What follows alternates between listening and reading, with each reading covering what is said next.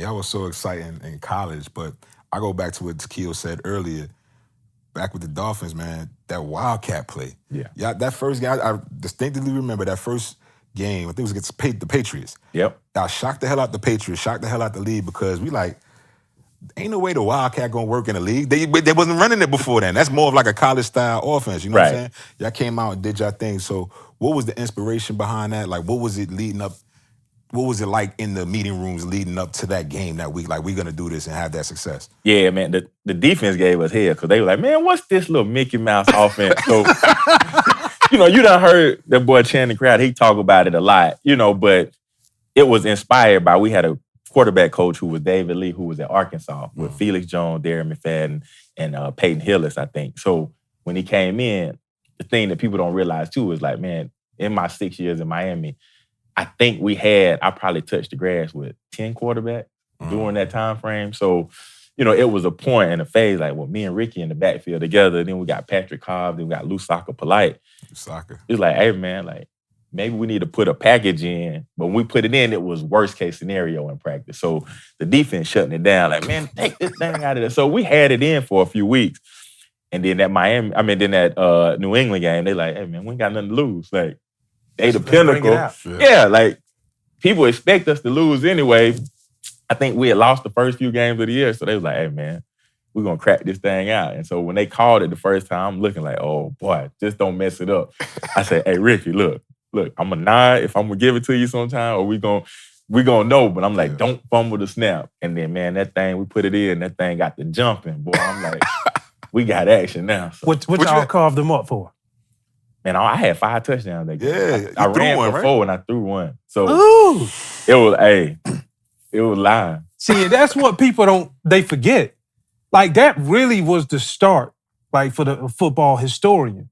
That really was the start of, like, RPOs coming into the league. Absolutely. And I think of Jim Harbaugh, like, maybe 4 or 5 years when Colin Kaepernick came in, he made it part of his base offense from that standpoint, bro. Because the offenses back then was just power run games, zone schemes, inside, outside zones, maybe a toss play here or there, and a running game. But y'all just set it up and then ran with it, man. Yeah, we changed the game. And it was, because, all the running backs were big back then. Like, I'm looking at the Priest Holmes, we got Jamal Lewis, Jerome Bettis, like I'm like, these big dudes getting busy. So, and we running the ball 20, 30 times a game. So me and Ricky getting in together, it was cool. And too, like, me and bro got so cool that, man, I ain't never seen nobody work like bro. Like, so there was a respect there too. So it was like, it was fun doing it with your partners. And we really hung out. Like me, Ricky, and Lusaka, and it was cool. And Patrick, like, we hung out outside of that. And so our group was cool. And we took pride in, hey, man, we represent for these running backs, bro. Like, you know what I'm saying? Like, other teams going to start trying to figure this out. So it was cool. For sure. When you look at, you talked about Ricky, and since Ricky retired, we've seen a lot of stuff come out about him.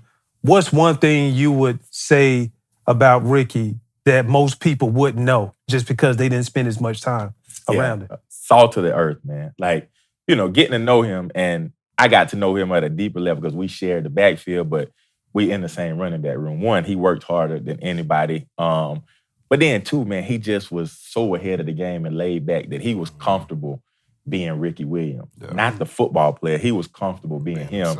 And so he ended up, he was in my wedding. So me and him got real cool. So we got a chance to share. But he just was, he didn't want to be famous. Like, he was just cool being him outside of football. But then, now as you look at where the game's gone, like, whether it's the marijuana stuff, like, I think he changed the game because he was a guy that wasn't into all the pills. Like, he wasn't any of that stuff, so he was holistic.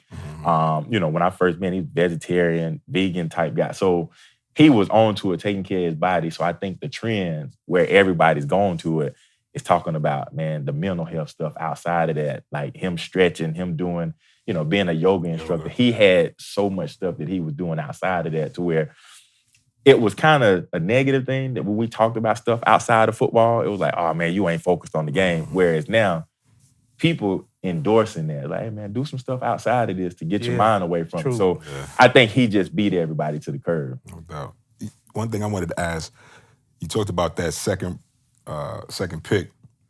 What was your welcome to the league moment when it was like, did they haze you or did, you get the rookie dinners and everything we talk about, man? Yeah, so the rookie dinner, but when I showed up, like I told you, man, the guys that was in the locker room, I'm looking at it like, hey, man, Junior Seau, like, this boy was on Tecmo Bowl. Like, so I'm looking, so I'm like, dang, like, I'm really in here, right? Like, with these guys.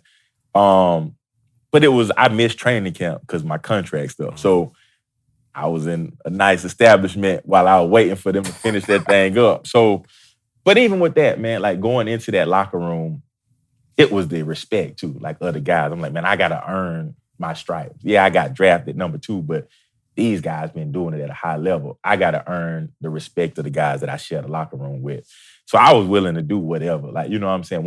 When I say whatever, like, respectfully, like with the A's and stuff, carrying the pads, donuts, the helmets, the donuts, the food. Like, I was with all of that. You know what I'm saying? So it was cool. And then we did the rookie dinner. But they didn't try to hit me across the head. We went to Prime 112.